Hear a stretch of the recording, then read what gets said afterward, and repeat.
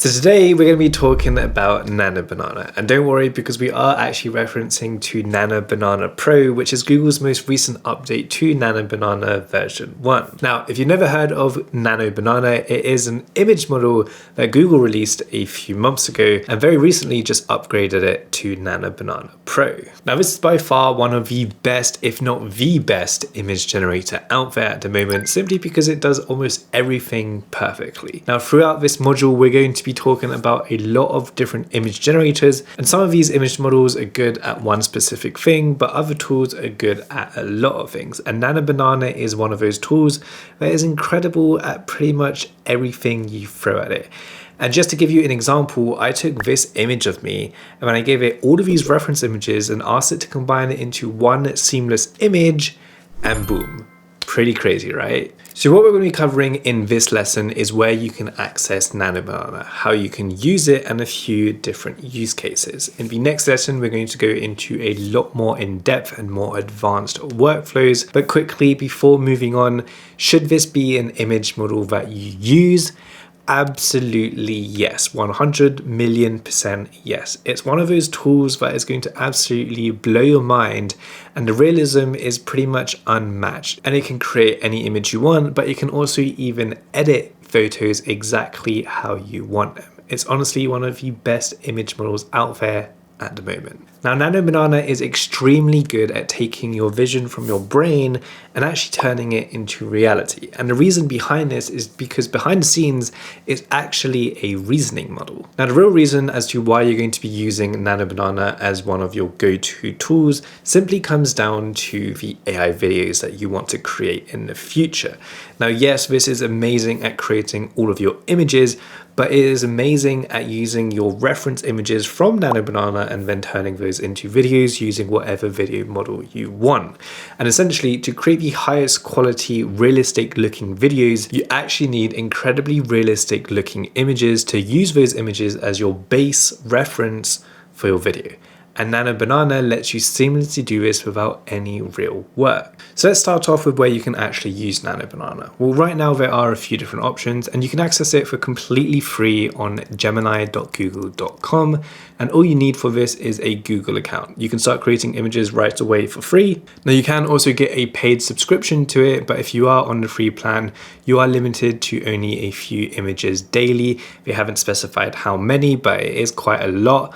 But the other caveat is that every image that you generate is going to have a small watermark on the bottom right of your image. Now, what I personally think is the best way to actually use Nano Banana is through third-party models like Vosu.ai, FreePic, and Higgsfield. And we will have individual lessons on all of these tools with a full overview on how to use them. But the main reason why I prefer using Nano Banana on these tools is because you aren't limited to how many generations you make at one time.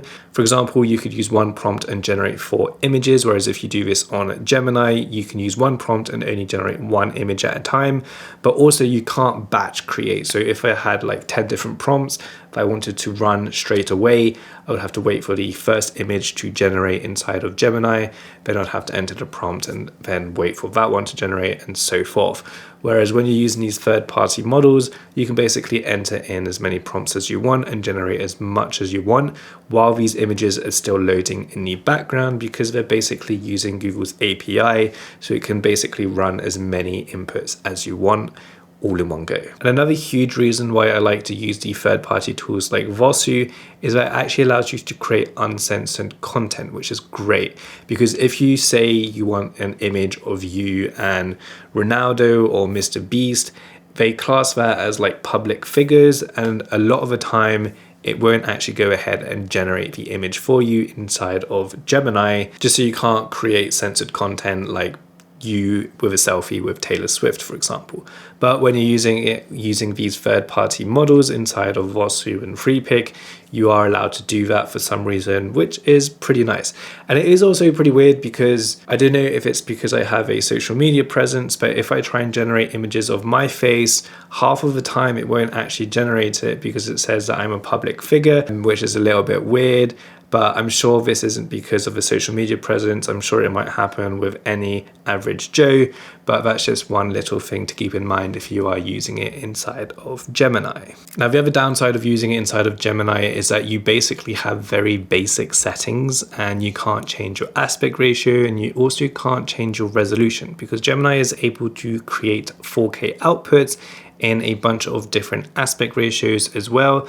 And inside of Gemini, you have to manually input these aspect ratios.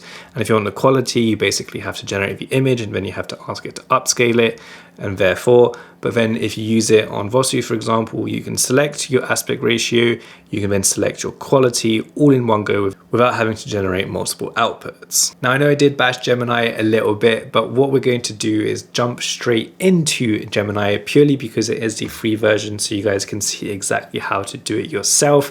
But I definitely do recommend checking out on Vosu, FreePic or Higgsfield because you'll have a lot better time. You also have a history of your images and your prompts, whereas on Gemini, you do have it, but it's a little bit hard to find. It's very messy, it's not organized. But anyway, we're going to jump into it. So head over to gemini.google.com. We'll leave a link down below so you can access it. I'm going to start off by adding an image of myself, which we can see right here. So before anything, just make sure that you click on create image. You'll see that we are on pro mode. And this is basically using Nano Banana Pro, but I believe if you use fast, it will just use the base Nano Banana. But for the best results, make sure that you are on Pro.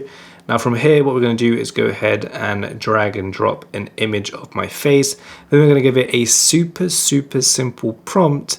And yes, I know it's very simple, but let's check out the results because you're going to be pretty impressed. And boom, here we go. Let's go ahead and make this bigger. And these are the results. Now again, I did mention before that you can't change the aspect ratio, like there's no buttons for it. But essentially what you can do is if we enter in our prompt like this, and then we go ahead and bring our image back in, then we just say in a 16:9 aspect ratio, go ahead and hit generate. Then going to start to load. And again, it takes about 10 to 15 seconds. Sometimes it can be shorter.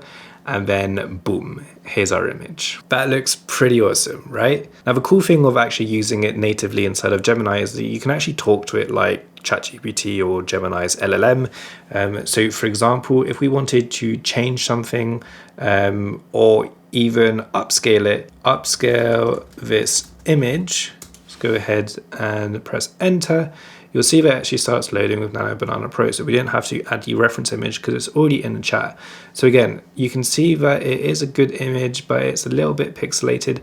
And this is also a preview issue. So actually go ahead and download the full size and then open up this image. You'll see that it is actually much higher quality, but the preview itself inside of Gemini is kind of low quality, which is a bit weird. But boom, here we have our upscaled image. You can already see that from the preview itself, it is much higher quality. If we go ahead and download this again and then open it up, you can see that we have an even higher quality image. Now, just to show you that I'm not making it up, but you can just talk to it. Let's say change the suit color to red. Go ahead and press OK. And then boom, here's our new image. Now again, Nano Banana is only changing specifically what you ask it to change. Like if we look at this reference image, it's given the tie the same color as the jacket, but we basically just asked to change the color of the jacket to red. It hasn't actually gone ahead and changed the tie. So you do have to be pretty specific because it's only going to edit what you tell it to do. Now again, if we do a quick side-by-side comparison and then take this prompt and then head over to Midjourney, for example, again, we use the same prompt because we don't want to skew the data. Then we can go ahead and use Omni reference, and then we can set the reference to about 300. Let's change it to a 16:9 aspect ratio. Click on generate, and then boom, these are results. They look nothing like me really because we're using a very basic prompt, but overall the style looks pretty cool. But if we're looking for something more realistic, this definitely isn't going to make the cut. But again, we do have to take into consideration that Midjourney isn't focusing on realism, it's focusing on a stylized output, which we can clearly see we have here. And to be honest, this one looks pretty perfect. but we just can't really tell that it's on the red carpet. And for reference, when we say red carpet, we mean like, you know, the red carpet like we're seeing here with photographers and all of that. But Midjourney is kind of interpreting this as like a red carpet, maybe like a red background, something like that. So again, with Midjourney, you have to be a lot more specific with your prompts. Whereas with Nano Banana, you don't have to be specific at all because it's a reasoning model. It understands what you're trying to achieve. And honestly, this is why Nano Banana is so good and so simple to use. Now, if we take the same image of me, let's go ahead and drag this in. Now we're going to go ahead and say, create a macro shot of my eye. Simple as that. We're going to go ahead and wait for this to generate. Wow, like this is actually crazy. You actually do a side-by-side comparison of the original image. You can see that it's pretty much perfect. Like there's no real complaints. It might have made my eye a little bit bigger, but you can see the eye bags are the same. You can even see like the sort of red lines across my under eye. And what's really interesting is I've got a little bit of a freckle up here, and it's actually captured that. And like considering the original image is sort of like a portrait headshot, you know, it can't really see that detail. What it turns out it can. Like we can even see the reflection in my eye here. We've got the light. That's the exact same light that is in my eye in the original image. Like it is pretty crazy. Now, this is only really scratching the surface of Nano Banana because it's capable of some really wild stuff.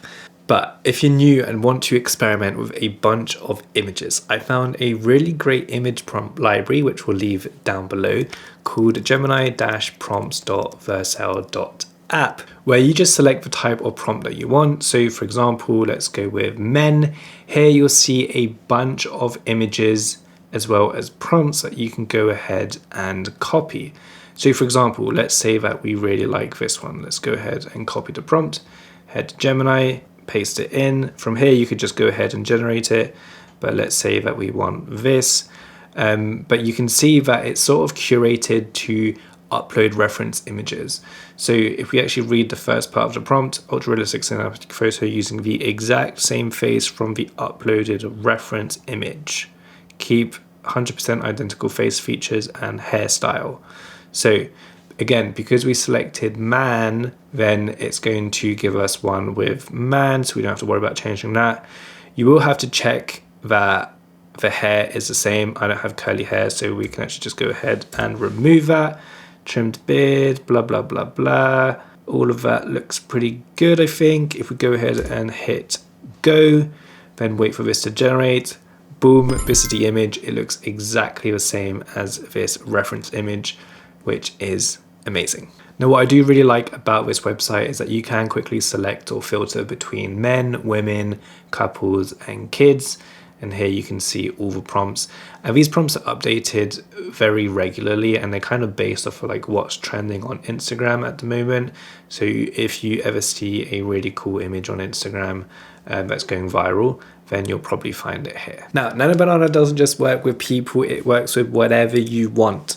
So let's go ahead and take this product right here. So this is a product of a shampoo bottle, right? It's got a white background, it's got liquid here, it's got the black nozzle, it's got the text. Pay attention to the text, okay? From here, what we're going to go ahead and give it a little bit more of a complex prompt because this is more of a complex image that we're going to try and achieve. So we're going to go ahead and post this in, but essentially we want high-end product photography. So let's go ahead and hit submit, and then boom, looks absolutely amazing. And if you pay attention to the text again, it's the exact same. It hasn't morphed anything, and this is thanks to Google Nano Banana Pro. The most recent update has now specifically fixed a lot of the text issues. Sometimes you might have a little bit of morphing, but it is essentially pretty much 99 or 90% accurate, which is absolutely amazing. Now, to finish off, a quick little lesson here, which is super underrated and not many people actually know about this, is that you can actually edit your images inside of Nano Banana, which is awesome. So let's go ahead and bring in a new image. So this is an image of me. So this is an image of an old Jaguar car in an English countryside. So what we're going to go ahead and do is change the color of the car to hot pink. Let's go ahead and type in our prompt. Change the color of this car to hot pink. We haven't specified anything else. And then we're waiting for Nano Banana Pro to load our image, and boom, there we have it. It's perfectly changed it to hot pink. And pay attention, you've got the reflections of the lighting in the distance on the bonnet as well, the shadows underneath. Like, it hasn't just changed it to hot pink, it has paid attention to the actual reflections and lighting inside of this image, which is crazy. Like, if you zoom into this, it's pretty wild. Like, you can see the exact same details in the original image, which are completely preserved, even though we've edited it to change the color of the car. But voila, that's a basic overview of Nano Banana. And in the next lesson, we're going to dive in a lot deeper so you can master this tool to its full potential.